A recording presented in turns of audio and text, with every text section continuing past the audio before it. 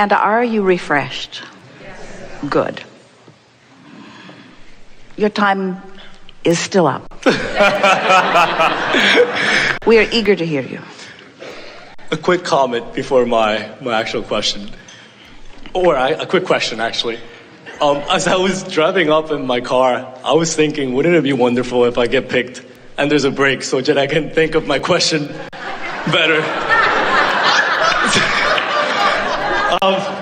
The question is, the quick question is, do you kind of know how everything is going to sort out? Well, when you think about what we've been telling you about how everything that you desire is in your vortex, and your vortex is a vibrational reality. And your vibrational reality is known by us. It is known by Source. It is known by the larger part of you. So it's not so much, in other words, it's always fun, and it happens frequently where something like that happens, which makes for a very good confirmation for someone. But the important thing to understand, it's not so much talking about what we know, because yes, of course we know. But there are a lot of things that are in your vortex that we know that you are not a vibrational match to, so you don't get it. Like last weekend. Okay, now the introduction to my question. It might be long, but I started listening to Abraham because of my mom. One day, by chance, I was in my mom's car. I was driving it, and there was a Wayne Dyer CD. And then I caught my attention, and then I put another CD. It was one of your CDs. I had never heard of you. And then just the information was really interesting to me. I was 21 by that time. And I got really into it, to a point I would listen to it all the time. By then I was in a situation where I wasn't sure what to do with my career and with my life in general. My dad was trying to force me to do some career that I wasn't sure. Well, not force me, but incline me, in case he hears this. And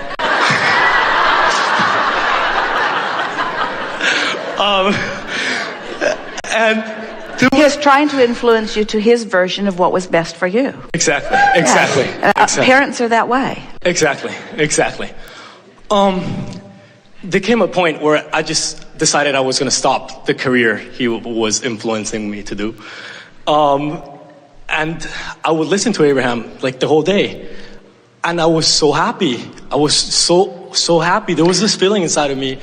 But often your parent would rather that you're in the struggling pile that is trying hard, rather than the happy pile who is doing nothing. Yes. In other words, we understand what they're thinking because they have not actually been that acquainted with that many people in the happy pile. And so it's hard for them to accept that well-being will come to you because of your vibrational alignment. They think that well-being only comes to you through struggle. Yes. And you get exactly to my question. I was so happy. I would listen to it a good part of the day. I'd think at least 5 hours a day, and I would go on and do things in my day that made me happy. I would go to the gym. I do things that made me really happy.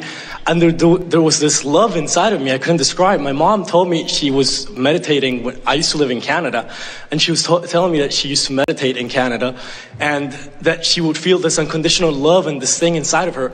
And I thought I was feeling the same thing without even meditating, just by listening to it. I was feeling this, just somebody would just come up to me and be mad or say something bad, and I felt like hugging them. I don't know, I swear to God, it was this unconditional love. It's just this unconditional happiness. But then, what you just said started happening. My parents were like, you're doing nothing with your life. What are you thinking? You're just doing nothing. What, do you think you're going to get money from listening to these CDs?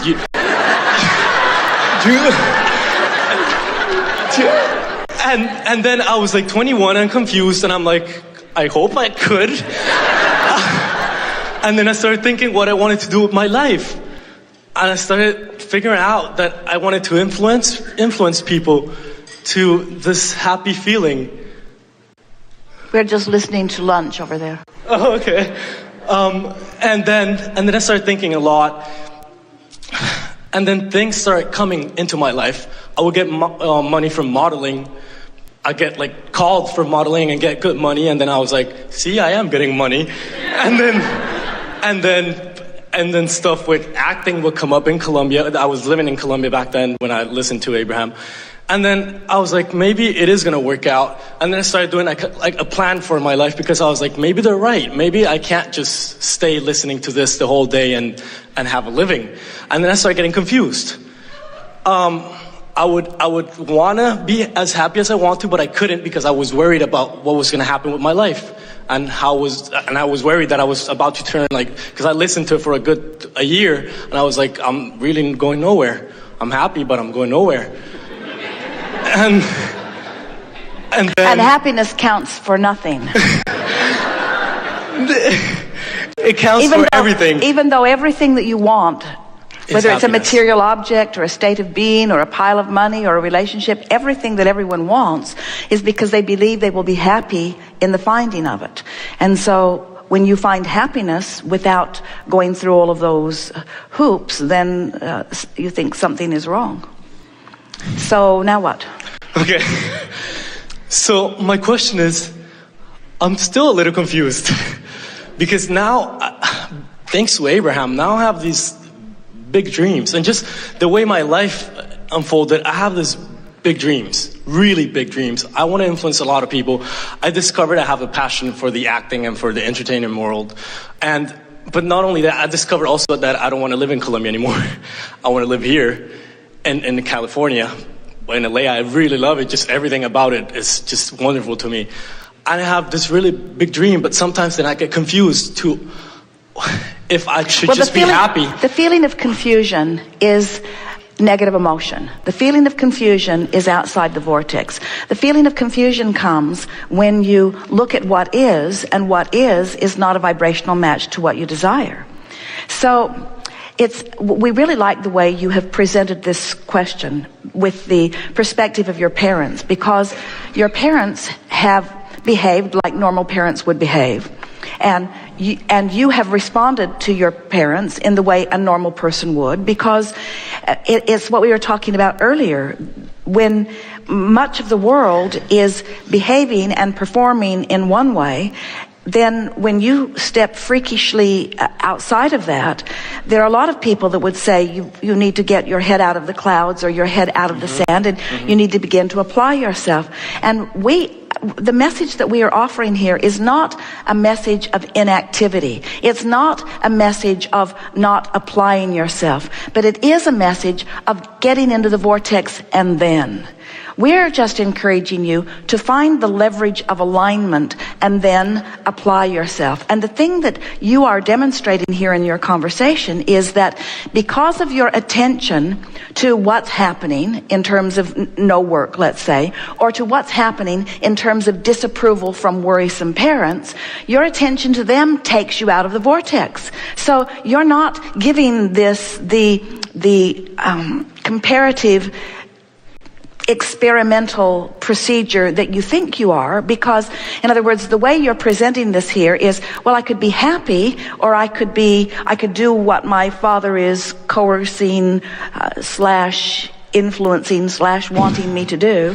And we say, but while those two choices are available, you're not choosing one over the other. You're wanting to be happy while you're worried about what they think, so you're not happy. Okay. So what you're doing, it's like having your foot in both worlds. You've got your foot in the out of the vortex world because you're worried about what your parents are thinking, and you're not applying yourself in the out of the vortex way that most people apply themselves. Isn't that interesting? We talked earlier that there's this pile of people out there acting, doing all of this action, struggle,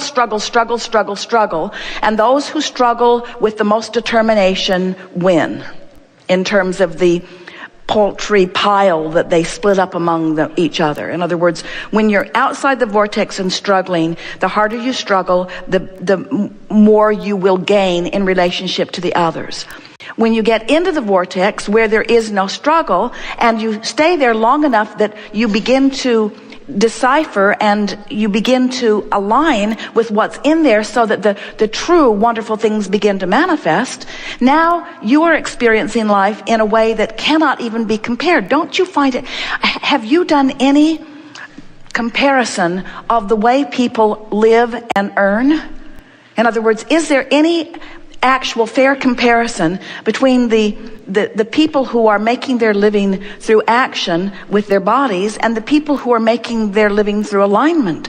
In other words, there are people that are making millions of dollars for a few hours of work. There are people who are making billions of dollars. There's no way that you can even equate their action with what they're getting. It just does not line up at all. You have to accept that there's a whole other thing going on. And what that other thing is the leverage of alignment. It's the leverage of the vortex.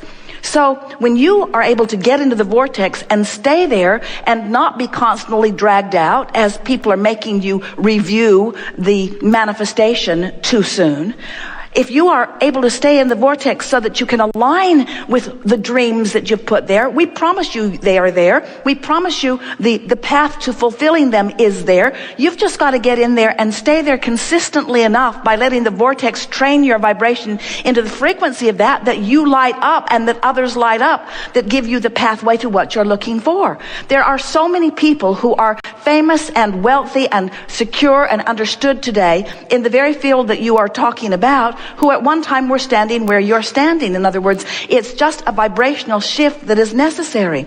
But now we're going to speak this. We said it already, but we're going to say it clearly. When you are in the vortex, but you don't stay and you pop out, and you're in the vortex and you don't stay and you pop out, and now you're often not in the vortex, but you're also not willing to do the work that the other people who are not in the vortex are doing. That's when your father then makes that comparison. You're not doing anything. Well, you certainly could be doing something, you say, but if the doing something jeopardizes my alignment. And so what we would like to say to you first, on behalf of your father, is that it is possible for you to do things in terms of action while not in the while waiting for the alignment to reveal bigger things for you. It's possible for you to stay in the vortex and still be inspired. In other words, the confusion that you feel, we're not telling you to have non-action. We're saying get into the vortex and then. Esther and Jerry, they are amazed at how much in the vortex magic. It's not magic, but it feels like it when you relate your life to the lives of others.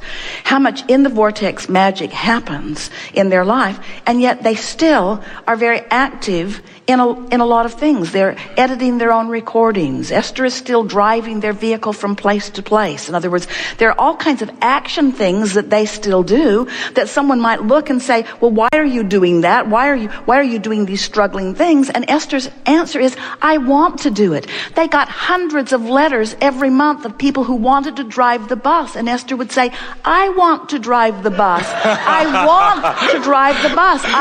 It's my bus. You won't even let Jerry drive the bus. I want to drive the bus. In other words, there are all kinds of action things that you find yourself wanting to do.